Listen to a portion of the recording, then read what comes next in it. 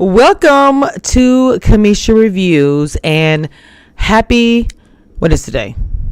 Today's Friday? Happy Friday! Well, let me just get into it. First of all, happy holidays. We are, a week or so before Christmas.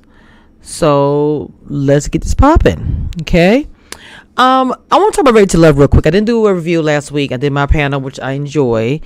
And we're going to have a great panel this weekend, Saturday. We also have a special guest that we're also having on the panel as well. I'll talk about that in this video I'm doing here. What I want to say is this. I get people coming to me crazy because I support Kamil. I support her because I am that chocolate girl that has been there or dealt with whatever. Now, there were some comments about the whole brown girl thing. My thing is this. I think if you both are brown skinned women, it doesn't matter. I'm not saying this to anybody in particular. I'm just speaking. I think if whether you're brown, light, whatever, we're all sisters of color. I didn't say people of color. I said we are all sisters of color. So to me, the comment that was made to me recently about in the comments about the brown skin thing, for me it doesn't really mean anything to me because that stuff does not really bother me. It never has. I have a sister who's lighter than me. It is what it is, right? Now, I want to speak about this season of Ready to Love in Washington. I've gotten mixed reviews from people saying that this season is boring. They don't understand dynamics. And I'm going to school you what I mean by that. They're saying they don't understand the different age differences. You knew some people didn't want kids, and yet they were on there with, didn't want children, but yet they were being introduced to people who either wanted children in their future or whatever. So a lot of people was questioning the point of putting these people together. Was it for drama? What was it for? I told you guys I feel like this season was a produced season. I do. Ready to Love franchise as a whole is a great franchise. I don't have any, I've had my issues with the network, but separate of the network, the cast can only do so much.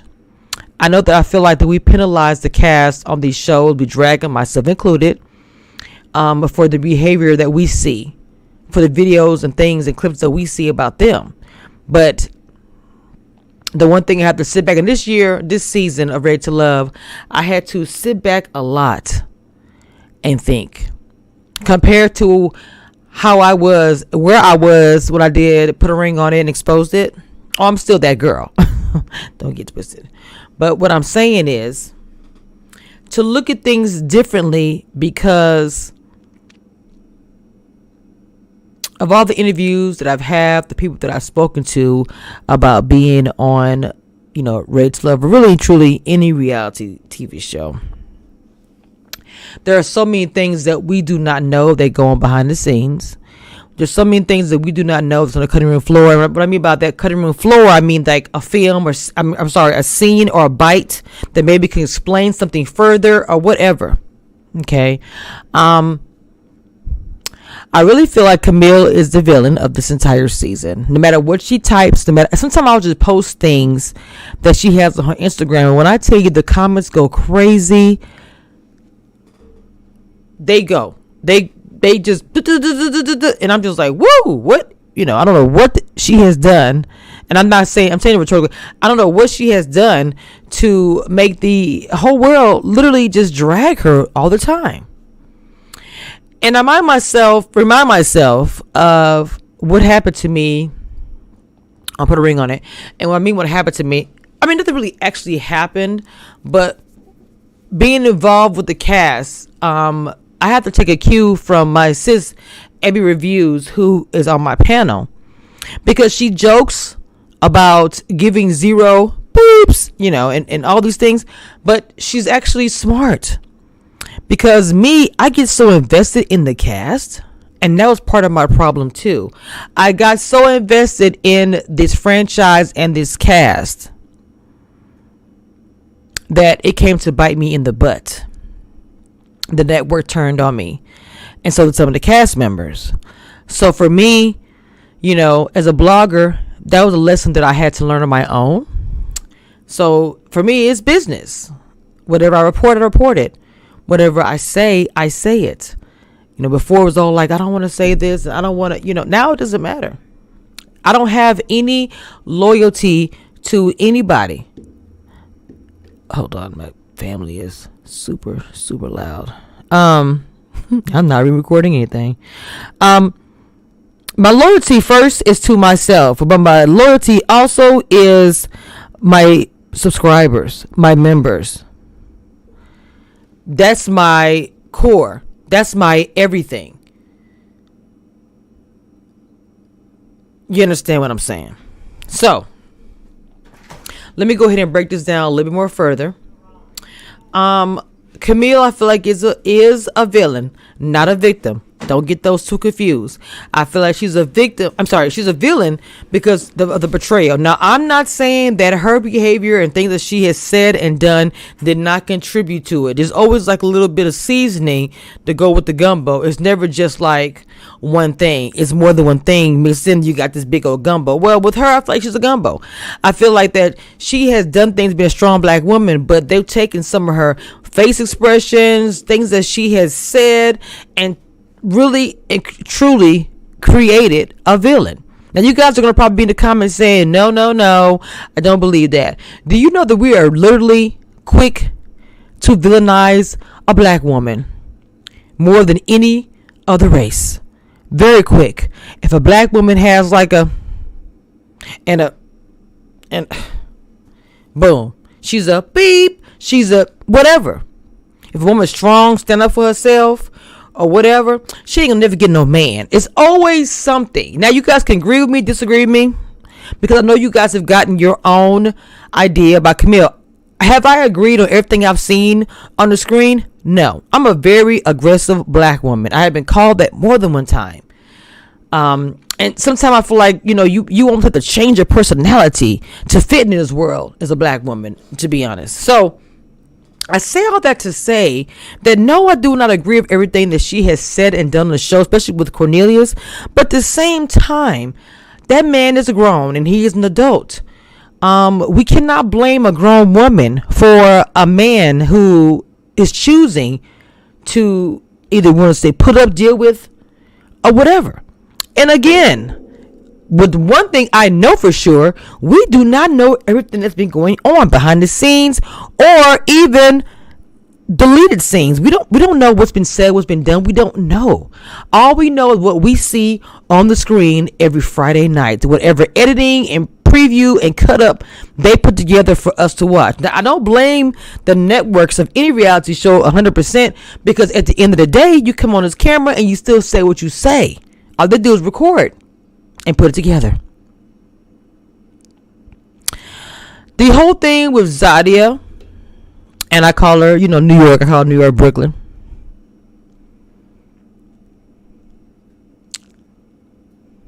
For once, a black woman getting upset, getting riled up. I thought the opposite was going to happen. Majority of the time, if a woman does that type of activity on TV, especially, oh, you're going home. Whether it be a competition show, as soon as a woman gets mad and fight, I can go back to Big Brother. When Bailey and Davon and Christmas fought, and if you don't know what I'm talking about, then I can't help you. When they had that big old fight, it wasn't long before Bailey and Davon were on the block and gone home. This is all history, recorded. If a black woman acts crazy on TV, I don't care what type of show it is. It could be competition. It could be a love interest. It could be anything. She's out of there. So when Brooklyn got mad at Zadia and was like, hater, ain't no hater in me. And she was still there. Not only was she still there, the gentlemen were fighting over her and was chastising Zadia's behavior and even looking Kamil funny.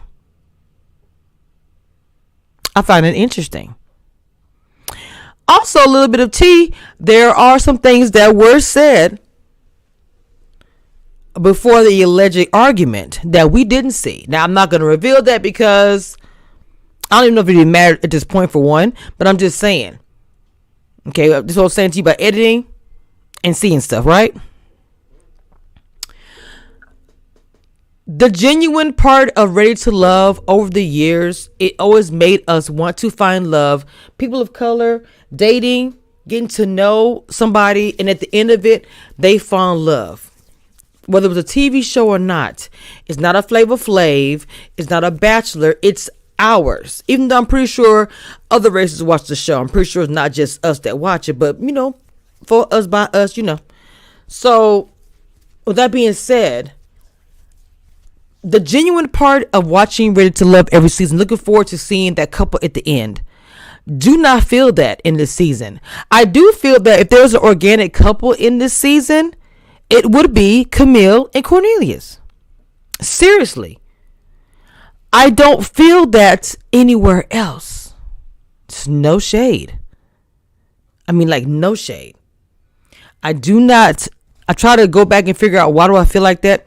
Why do I feel like there's not anything genuine going on in this season? But it's not giving me the genuine thing that I'm used to seeing from the first, second season. And I understand, even if I was a producer, that over time, it's not going to have the same genuine feeling that you had when you watched the other seasons. I know that. But that doesn't mean that I do not want that genuine feeling I had when I watched the first season. When I watched the second season, I did a poll. People who like Ready to Love, they're through all these seasons. And the seasons that I got was Houston. I think the first, second season. So, if they ever watch this, which they probably will, but they just won't say it, they're not feeling it. They're not feeling this season. They was kind of iffy about last season a little bit. Why do you think they love Ida still? They love Stacy. They still love Simone.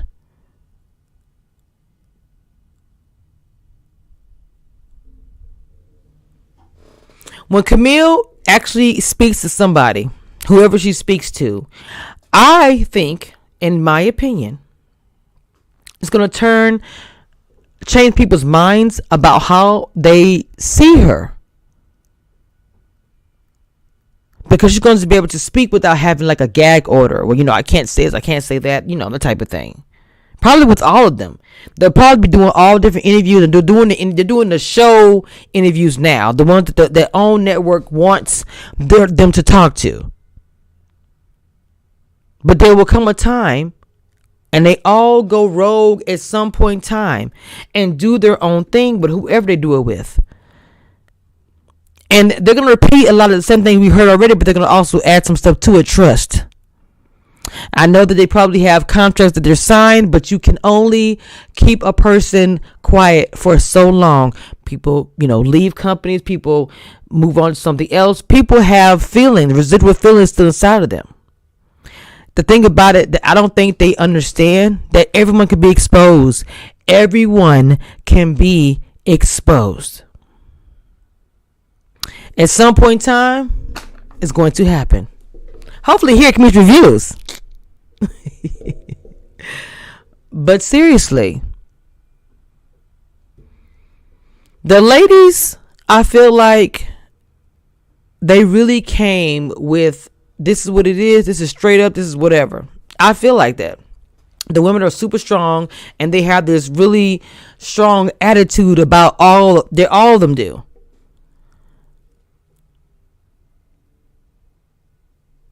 There was a few guys that I thought was a little bit cartoonish. Sean, Tommy, you ain't got no job. One. I know that, oh my God, why can't I think of his name? He got sent home early. The gentleman that got sent home early, I don't want to say that they were cartoons. I don't want to say that they're like whatever. I don't want to, because I don't know any of them. But, of course, I did like a little expose on one of them because his ex called into the show and we spoke on live. And of course, everything's always allegedly. Correct? But I feel it a little fugazi when it comes to this season, which is unfortunate. And I don't think it's due to the people on the show or anything. I just think as these reality shows stay on longer, they want to get better ratings. They want to hit that peak. Even though I'm pretty sure Put a Ring on It wasn't happy with all the exposing. They got some high ratings having Kai on that season. Super, super high. Okay, all of us ate on that. So I know if I ate on it, I'm just a little small blogger. I know good and well they ate on it. So the goal is going to be always to make money. It's a business at the end of the day. So mind you, they're going to do the drama and controversy, but they want to control it within their own situation. They know what's going on. They're putting their own narrative out there, not us finding like, ooh, found some tea out. They don't want that. I told you that before. So I would say this is their redemption of, ooh, I know what y'all said about me last year, but guess what? We got the power. They can use phones. They can do this. Y'all can't expose nothing. Nobody gonna ever talk to y'all. Yada, yada, yada. Again, I sit back and chill because at the end of the day, I don't think networks know our world. They just think because they have control and they have the money, it's their company, that nobody on the show is not going to talk to somebody, whether it be after whatever, or expose something at some point in time after the season is done. I've done this too many times where it's happened. And necessarily not all with me. They could go on somebody else's platform and say, I'm about to spill the tea or whatever. But either way, something comes out and you know I will talk about it. Nothing has happened or anything. I'm just saying it's because I've done this for so many years, and no matter how much I try to hype or cover up or keep us from knowing things, stuff always comes out. Everything in the dark always comes to light. That's just period, point blank. I've never had a season where I didn't really know the cast that much, and a lot of people weren't as invested. They may not want to hear this, but the more you try to hide, the less people want to know. You think that because you hide until they really want to dig? No, they don't. They don't. So many people have seen and heard and said, oh, who? I don't know their name. Who is that? I don't know who that is.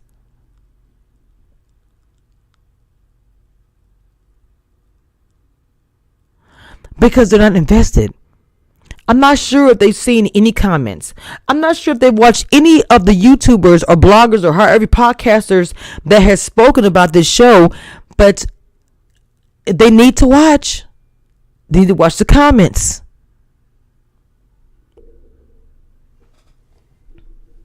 This season had a lot of similar things. We have similar bald, chocolate men, a lot of similar looking people. And like I say, I'm not knocking any of that, but it's something there's a theme every year. They changed this theme. Before it was always, okay, we got a comedian, right? We got a chef, right? We have 1+ girl. Everything they did in this season was to validate them in our eyes. Like, boom, we heard what y'all said, but look, we got the power. We're going to do this.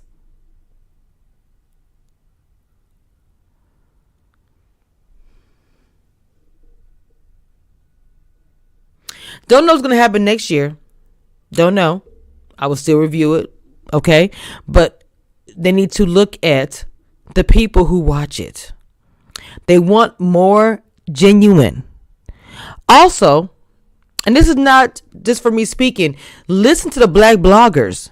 You can block a lot of us, because I hear it. I hear bloggers tell me behind the scenes, I'm blocked, and mostly black women. You can block us because you don't like what we said or did. But trust, the cast want to interview with us, not just with the men. Now, you might change it up because I've said this, and you just mad at me, but I would never beg for an interview. In fact, I wouldn't even ask for one. I do fine with everything that I do. But the thing about that's so crazy, do you not think that people that watch Ready to Love know that I'm a part of this franchise too? Even though I'm not a part of the show, but as a blogger, I'm known for the show. And that cast members will look at me and be like, wait a minute, I've heard of you. Are you going to interview me?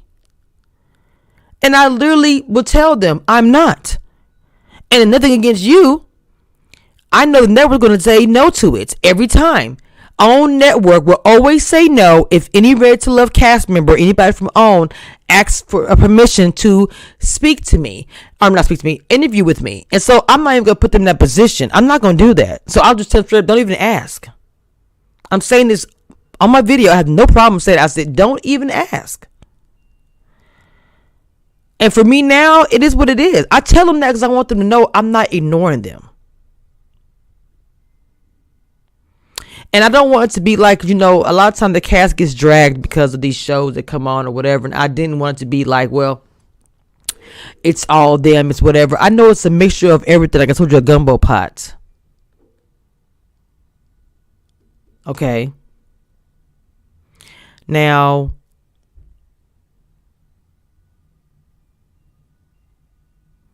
I forgot her name. Sydney? Is her name Sydney, the new girl with the pretty hair and the track body?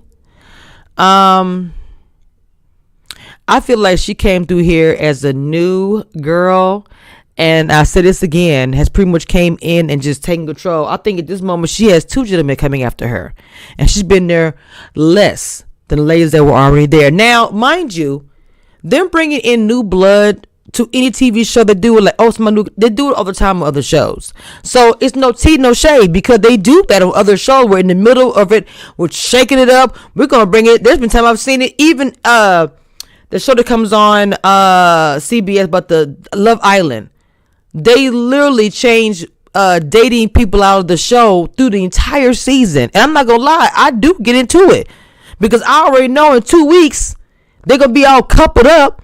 And here comes a whole new set of people. So I think OWN is onto something. But 2 people only? They should have brought in maybe 2 or 3 women, 2 or 3 men, and really shook up the game with a double elimination. Because just like in the other show I spoke about, a guy that's all coupled up with somebody, all of a sudden these new people come in. Next thing you know, he's like, I don't know her. Because life happens like that. Guys with a woman and he sees somebody new and fresh, boom, he's gone. So you wanted to act like life, you're dating, it's a show, but you do want to imitate life some kind of way. Okay, so doing something like that, shaking it up, I say go in. 2 or 3 cast members, bring them in.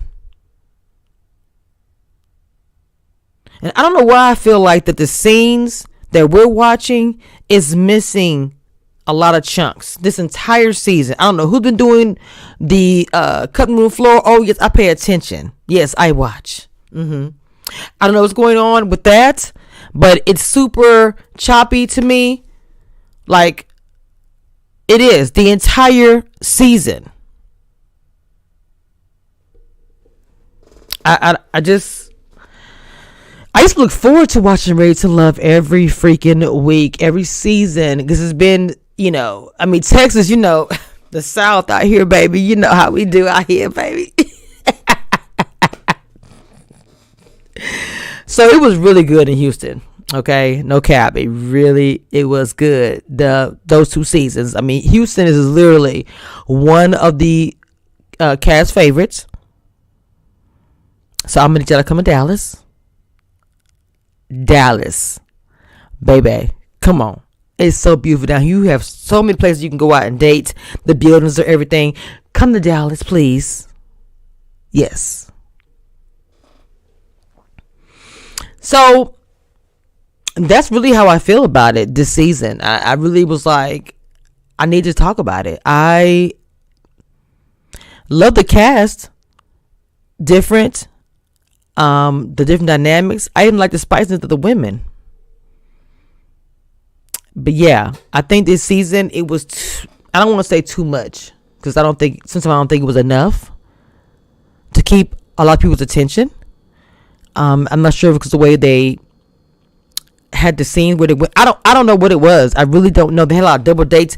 I almost feel like this season was rushed for us too. I feel like this season was rush. I do. Yes. Now, why? I could not tell you. I couldn't tell you. But I think we have 3 more episodes, and then we have the reunion, and then the finale. Okay, now the reunion, I don't know, y'all. I don't know. It's probably going to be a whole lot. It really is. So,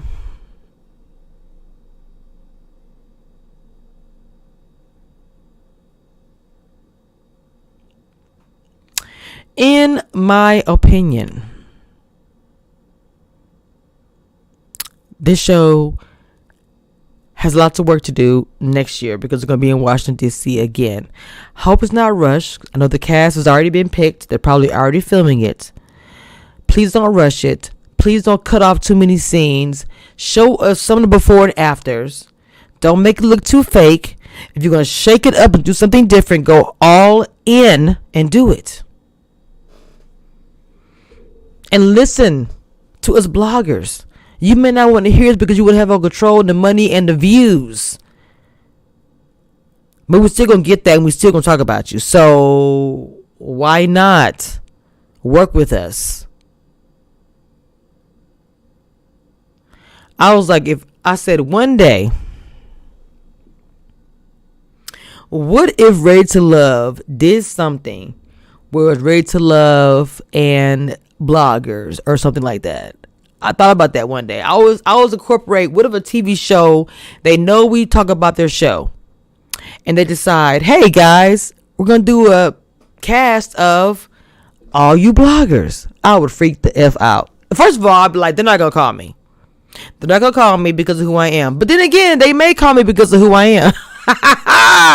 So I don't want to say it, if they did something like that, it wouldn't be too surprising. I got a phone call say, hey, look, I know our relationship and how it is, but let's have a conversation. I would literally talk to him. I would never turn down an opportunity unless it was completely out of my situation where I just couldn't do it. But I would always listen to any opportunity that came my way. And I think it's a good idea, even if I was just doing commentary about it.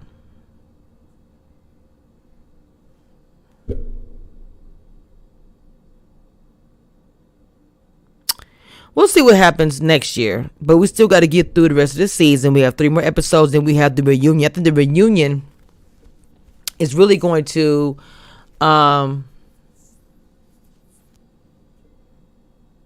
really have us like, ooh, and ah, and girl, and no, did she say that? It's gonna probably be a whole lot of that, which I'm looking forward to it. I feel like this season is a little bit on the dry side. Y'all know I'm gonna keep it real, a little bit on the dry. And I'm not saying that we gotta have drama the whole time to be interested. You could be interested in watching some not the actual physical, but just the foreplay and little whatever. I mean, when she said he was getting a gluteus massage, I was like, okay. Let's go back to the season when Tanya came out. She said, I'm not going to repeat what Tanya said. How am I? I'll leave it there. We need something like that. Okay? Keep it cute. Sometimes you can never go back to you can't create the original. That's just something that it is what it is. So this week on the panel, now, I had an interview scheduled with a gentleman who was told to come audition and did not do it. So he will be actually on the panel to give his opinion about the episode for Friday and also answer a few questions from you guys and from us. So I hope you guys are here on Saturday at 11:30 a.m. with the ladies. We'll be covering the episode from Friday. All right, guys. Happy holidays. Stay safe. I know that what's his name is still out there. What they call him, Amarion now. I'm sorry. I know y'all gonna like that. Y'all know the little Omarion challenge.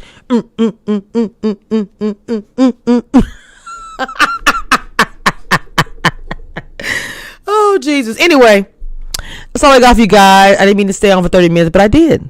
And I know y'all miss me and love me, so it's okay.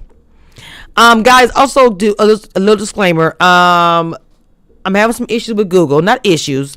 I had to cancel one of my channels. What I've had for years. But my brand's community reviews, so I just moving on because my Google Assets were tied to both of them. It's a hot mess. So right now, I'm waiting for it to be approved again, even though I've been approved for monetization for years. And everything is still there. My membership is there. All the stuff is there. It's just I can't get to the coinage because I had to redo a whole new thing because it was just like, because right now Google is going in on everybody's channels and do all this digging. It do it every year. Every year around this time, they go through YouTube channels, they clean, they do all this stuff. So it's all good. I'm not worried about it. That's why I work. Okay. I make my coins regardless. I'm not like some people who need this, but this is my passion, my brand. So they really don't have nothing to do with money. Not yet. Even though the coins still come. But you know what I'm saying. Shout out to some of the big interviews I've done recently. Derek from Big Brother, the cookout, the winner. Okay. Also, shout out to Ayana from the Challenge All Stars who came on here recently. So I had some good interviews, good content for you guys. Now, I also got to catch up. A lot of my shows, like I told you guys on Instagram, the finales have come on. Finale. So a lot of my shows have gone off the air. But I am starting this new series. Well, it's not new. It's been on for a couple of years. I found it on Instagram. Another blogger posted it. It's on my Instagram. You can go check it out. It's on Netflix. You can binge it too, and then we can talk about it together. I have to admit, Queens didn't do it for me. I'll probably end up binging the rest of it, but it just didn't do it for me like I thought it was gonna do. I don't know why. Because all the components of this show is just like woo, and I love the music, but for some reason it didn't just keep me, and I don't know why. For me, it takes a lot because I watch so much TV for my channel that it gotta really be, for me to be just like, okay, let me put this stuff up and watch this. Okay. Anyway, guys, let me get off here. I'm rambling again. I'll let you guys. Thank you for joining my membership for the new ones I've had this year. This has been a wonderful, wonderful year. 2020, 2021 has been everything. We've been a sad year, of course, obviously with so much going on. But as far as my channel and the things that have happened, shout out to Dina, my highest rated channel this year for Put a Ring on It and the exposure. Like literally the exposure of Put a Ring on It just, baby, it put my channel. So shout out to everybody who has contributed. And I mean by that is just my supporters, my subscribers. Shout out to my mentees who are, I'm working with. Confessions of Reality Queen, who also is on the panel. Dina, these are new up and coming YouTubers that I'm working with. Trying to get their channel started and their brand, not channel started, but helping them with their brand or whatever. There's a few others, but those for sure. Now, y'all don't do my graphics. I'm charging for that starting January the 1st. I charged for a little bit, but I'm just kind of getting started here. Y'all know I love graphics, obviously, and please go follow me on Instagram and DM me if you are a becoming YouTuber and you want help with your brand, or if you want me to just help you with banners or just different graphics. Go check out Dina's channel, Dina aka Christina, on YouTube. You'll see all the graphics, and she has some stuff coming up that I've already made for her for the first for New Year's and whatever. With that being said, I think I've covered everything. I'll talk to y'all next time.